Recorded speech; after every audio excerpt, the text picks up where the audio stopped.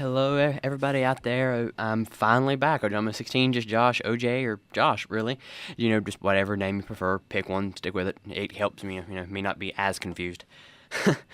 What you just heard was, quite frankly, a song off one of the best albums I've heard come out in a very long time. And what I'm talking about, of course, is Korn's Path of Totality.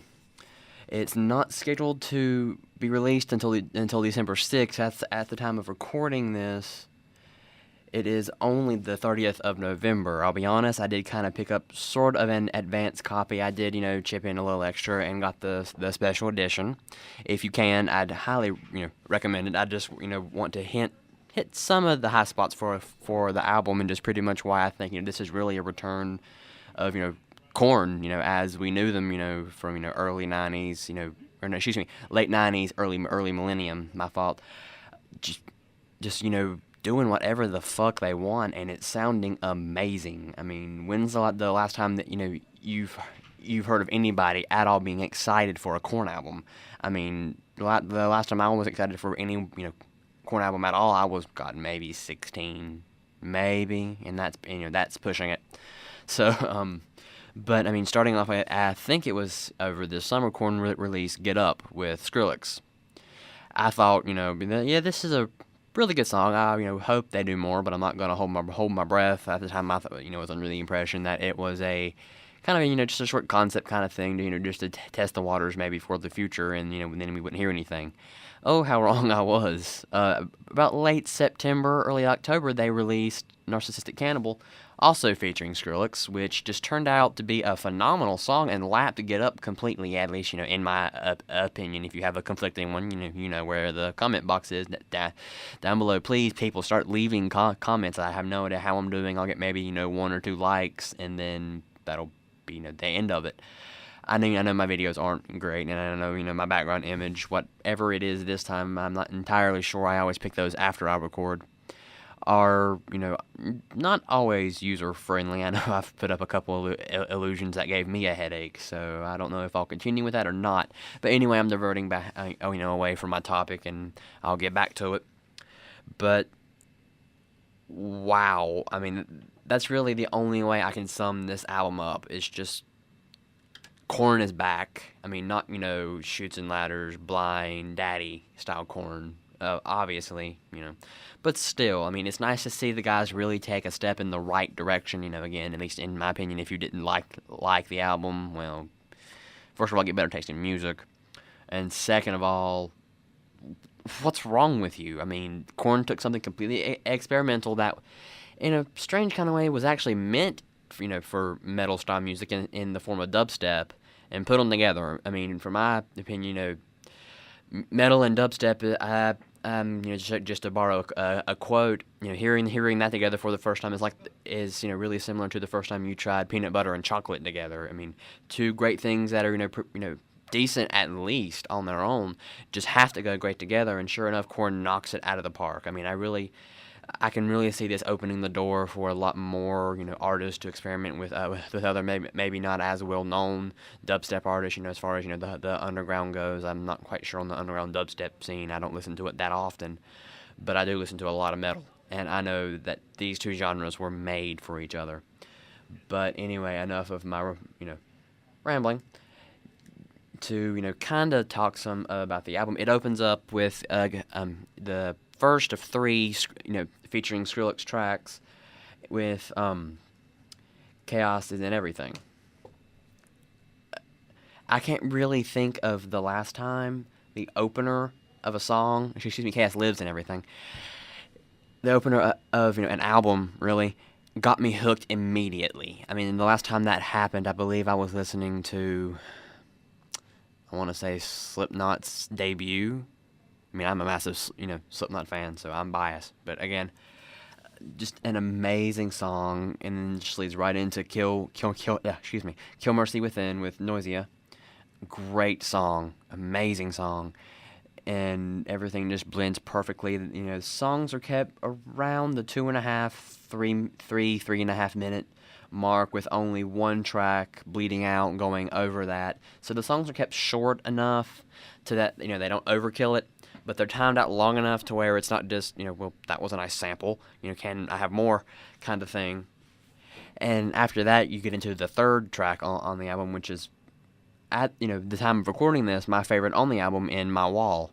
And that it flows so well. It just, the opening beat, you heard it in the intro. Just, it catches your attention and it doesn't really want to let you go. And it hangs on to you well into, Narcissistic Cannibal, which, as I said before, came out earlier this year as a single, free on their respective websites.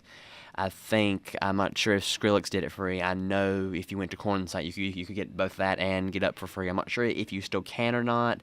I will link down at the bottom. If it's still there. So if there's no link, then there's no free songs. But if they're there and you haven't heard anything from this album yet, first off, stop living under a rock, and second of all, click it. Try them out. If you like, Get Up and Narcissistic Cannibal, then you'll love, the Path of Totality. Then it gets into the next track, which, in my opinion at least, kind of hits the midway point, I suppose. I mean, even with the special edition, there's only 13 tracks. There's 11 if you buy the standard. So the fifth track, Illuminati, does kind of hit midway, and at points, I feel like it kind of drags. That's my opinion. By far, if I had to say anything about it, I would say it's by far the weakest song on the album. But with an album as as good and as well produced as this, then that's really not saying that much. So no, it's no classic beginning to end, but it's still something that's going to stand out. And right up into Burn the Obedient, which is just a catchy song. I could hear this almost playing just as far as public club music kind of thing. And maybe that's just me. I seem to make weird jumps all the time. So, and leading up into a track I believe was leaked at the beginning of this month. Excuse me, we're not out of November yet. What am I thinking? In Sanctuary, which just feels like John Davis and Downlink got together and said, "Do you remember back in the '90s when Marilyn Manson and Nine Inch Nails were doing really well? Let's do that again." It just comes off as a very, Manson-ish, Nine Inch Nails style song. And Jonathan's vocals just fit it perfectly. The dubstep part, the actual musicianship is just, amazing. And, I want to keep this kind of short just because, my channel is, so I'll, move right along into Let's Go, which... another one that keeps battling back and forth with My Wallet as my favorite. Actually, if things work out, we'll be playing out on that, so you will get to hear a little bit of it. It's just one of those tracks, again, that catches you and does not want to let you go. It's catchy. It gets in your head. I found myself several times today when I'm not listening to the album just because, my headphones are messed up, that I'll be humming the song or that it's stuck in my head and I won't really realize what's happening at first. Just an amazing track. And then, into, of course, the song that started it all in Get Up, which if you haven't seen the video for that, do it. It's really entertaining. Just to be, a concert-style video, it's completely amazing. I love it. And then on to Way Too Far, which they slow it down, and which you really wouldn't think, slow dubstep sounding well. It does. Jonathan's vocals just had so much to it. If I really would have picked Way Too Far as, the way to lead the album out for the standard album, if I had my way, and obviously I didn't, but it's still a great way to kind of, wind down the album and get everything, wrapped up nice and neat. And then into Bleeding Out, which is by far, it starts off, if, I'm thinking that it's the track that it is, if not, I will, correct myself later on. Starts off with just this beautiful piano piece, which you really wouldn't expect to hear, a piano from Korn and, dubstep artists. I believe this one is for Bleeding Out. The producer featuring is Feed Me, which I don't know too much about, them or him, whoever it is. And, it really just ties up the album really nice. I seriously have nothing bad to say about this album.